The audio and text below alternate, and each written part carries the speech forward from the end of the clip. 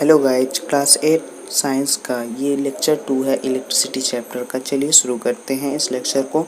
देखिए, पहला जो टॉपिक आता है इस लेक्चर में वो है चार्जिंग बाय कंडक्शन, यानी कंडक्शन से चार्जिंग कैसे होती है। Charging a neutral body bring it in a contact with a charge body, this process is known as charging by conduction.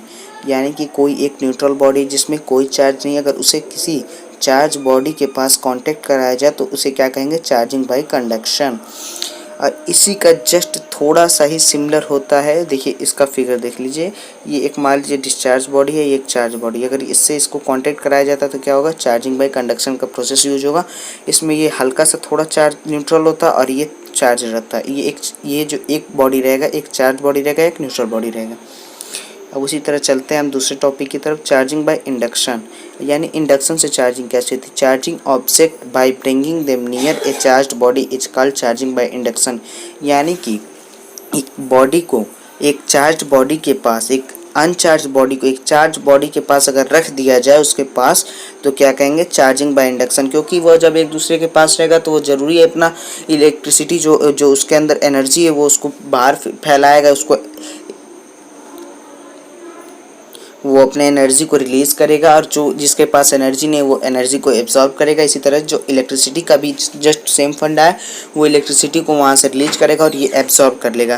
तो इसे क्या कहते हैं, चार्जिंग बाय इंडक्शन। जिस तरह देखिए यहाँ पर जो है एक चार्जर रूलर है, यहाँ पर देखिए ये एक अनचार्ज है, यहाँ पर एक देखिए कॉन्टेक्ट हुआ, इसके बाद कॉन्टेक्ट का ये देखिए सिम्बल देखिए, यहाँ पर देखिए थोड़ी धीरे धीरे करते करते ये भी मूवमेंट करने लगा। और देखिए यहाँ पर ये चार्ज नहीं था बी वाला, लेकिन यहाँ पर चार्ज हो गया है। अब चलिए देखते हैं detecting and measuring charge.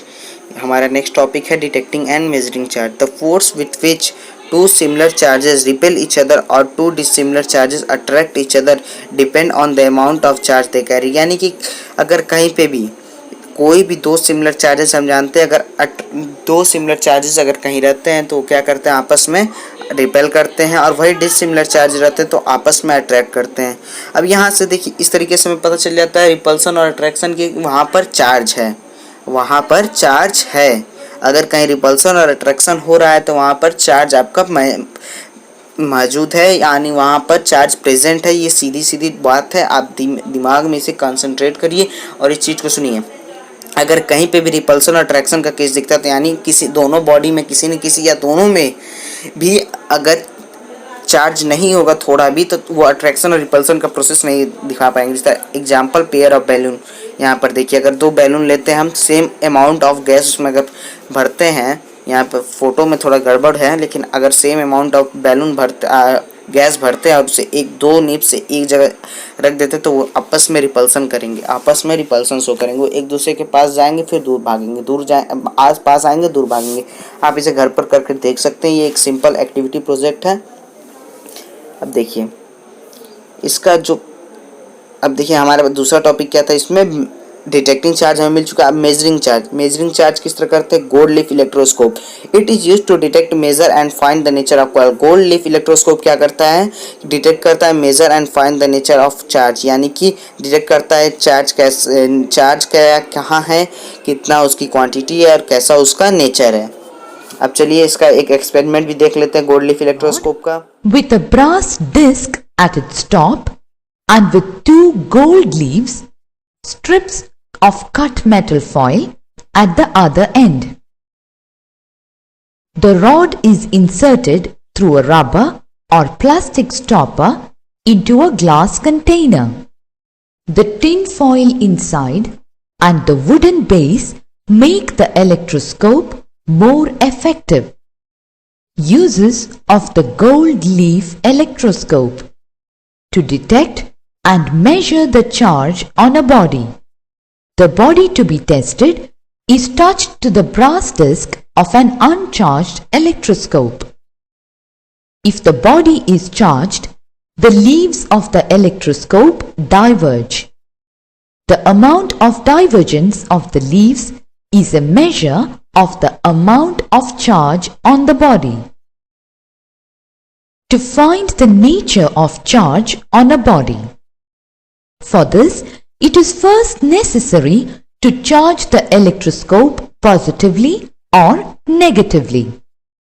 This is done by touching the brass disc of the electroscope with a positively or negatively charged body.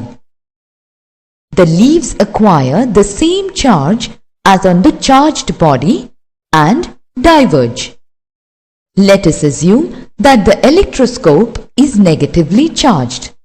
Now, bring the body to be tested close to the brass disc of the electroscope. If the divergence of the leaves increases, it has the same charge as the electroscope. That is negative in this case.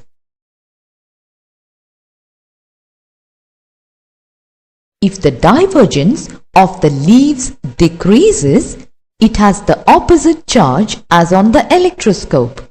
That is positive charge in guys उम्मीद करते हैं gold leaf electroscope का जो अभी हमने process का जो हमने दिखाया वीडियो उसे आप पसंद किया होगा। आप उसको 2 बार देखिए, आपका कॉन्सेप्ट क्लियर हो जाएगा गोल्ड लीफ इलेक्ट्रोस्कोप के बारे में।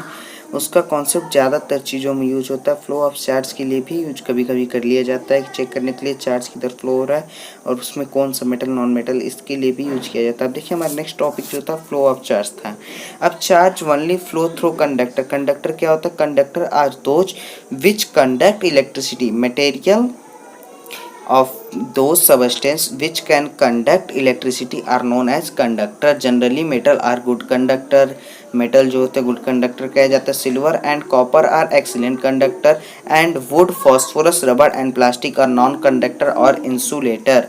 सिल्वर कॉपर एक एक्सीलेंट कंडक्टर है, लेकिन वुड फॉस्फोरस रबर और प्लास्टिक क्या है? इंसुलेटर, यानी जिसके अंदर करंट पास नहीं कर सकता है एक स्पीड से, चाहे उसमें उसके अंदर इलेक्ट्रिसिटी पास ही नहीं कर सकती। जिस तरह फॉस्फोरस में, रबर में और प्लास्टिक में, इसमें अगर डायरेक्ट में कोई भी इलेक्ट्रिसिटी पास नहीं करती। अब हमारा नेक्स्ट टॉपिक इसी में आता है अर्थिंग। अर्थिंग क्या होता है? A path for electricity to flow between an object and earth और ग्राउंड।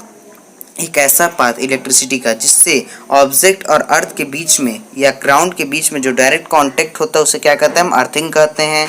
अब देखिए एक एक्सेप्शन ध्यान दीजिएगा, कार्बन एक नॉन मेटल है बट लेकिन वो इलेक्ट्रिसिटी कंडक्ट कर सकता है। क्यों कर सकता है?